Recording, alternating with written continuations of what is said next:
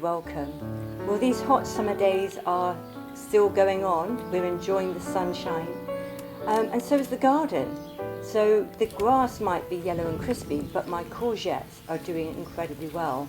They started off just like little fingers, and within days they're full-size grown courgettes. So I have a lovely glut of courgettes, which I really do enjoy. So that's not a problem. And then my plum tree. I have an early variety. I don't know what it is, but it's really heavily laden this year. The branches are hanging low. I even trimmed it back last year. And I'm sharing these plums with the wasps, which is unusual. They come out normally a little later for our Victoria plum. But I'm filling up bowls and punnets and giving them away. I'm processing plums and putting them in the freezer, stewing them up to have them with my homemade yogurt. And I just feel that nature is just providing us with so much. It just feels, I don't know, there's something really wonderful about being able to collect food from your own garden. It's something I do enjoy, and I am grateful for it. It's fantastic. I've made a decision this year that I will produce a herb garden in the courtyard where I am now.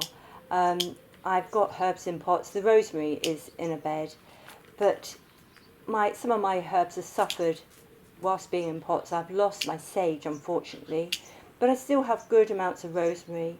I have parsley that's self-sown into the gravel. I have oregano. I seem to be particularly good with oregano. It just spreads like wildfire, and I find it all over the place in pots and beds, and it's a very lovely herb. And then I've got my chives as well. But I think for the next year I'm going to clear the space under the crabapple tree and put in a more formal herb bed and perhaps have a little bit more control over it. But herbs are such a wonderful addition to any meal. They have such an impact, not only aromatically and flavour, but their benefits to us in health are immeasurable. Such a small amount can give us such large benefits, and that's really what I want to talk to you in a little bit more detail about today.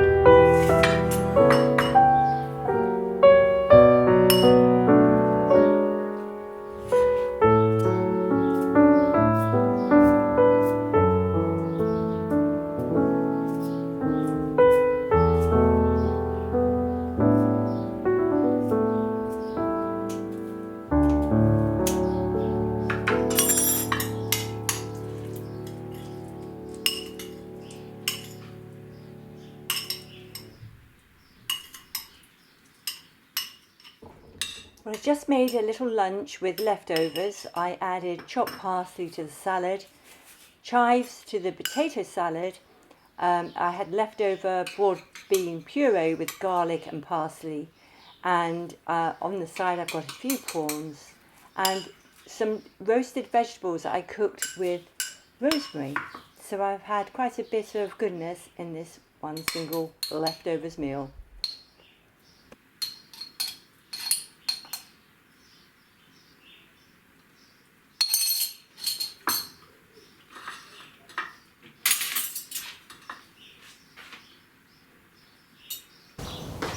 Hi, now I'm wearing my husband's old linen shirt. I bought the dog, so I'm feeling very hot and sticky, so I grab his linen shirt because it's nice and free flowing, and so I look a bit of a mess, so I do apologise. So herbs, for me, they pack such a punch. They are so full of so many health promoting compounds, but you don't just have to put them in your food. You can use them in products. You can make your own shampoos and balms and skin salves and add herbs to those. They're great for cleaning around the house because they're antimicrobial properties as well. I use them in floral arrangements. They attract pollinators, but they really do add a lot of flavour to your food, and as you saw, I was adding quite a lot to my leftovers lunch earlier. So they are particularly beneficial. So if you take some of the Mediterranean herbs like rosemary, basil, marjoram, sage, thyme, the list goes on, they're rich in a compound called rosmarinic acid, and it was called that because it was first discovered in rosemary. But this is rather useful. It helps prevent the blocking of tumour suppressor genes in breast cancer cells, and that's really quite incredible. Then we've got things like marjoram and oregano. They're rich in thymol and carbachol, and this is very good antimicrobial compounds, basically useful if you've got any gut issues. I used to feed oregano to my hens if I thought they might need an extra boost. They're so susceptible to all sorts of gut issues, but particularly strong and help to reduce gut bacterial overgrowth, or imbalances, I should say, rather than overgrowth. And then we think herbs are incredibly rich in antioxidants, and we think, you know, herbs like parsley, it's very high in vitamin C. It's also a great source of calcium, magnesium, zinc, iron, folic acid. It's a really good fibre rich food as well, so you get a lot out of a small amount. And so I think these are really good to include not only in your vegetable garden but on your windowsill. Rosemary is known to be good for memory, to help with memory, and sage is particularly useful if you have hot flushes. If anybody on a hot day, if they're feeling the effects of the heat, making a little tea, or basically boil the kettle and put a couple of sage leaves in a cup, and once the kettle's boiled, let it stand for a moment just to let the heat just dissipate a little, then pour it over the sage and sip sage tea to help with those hot sweats.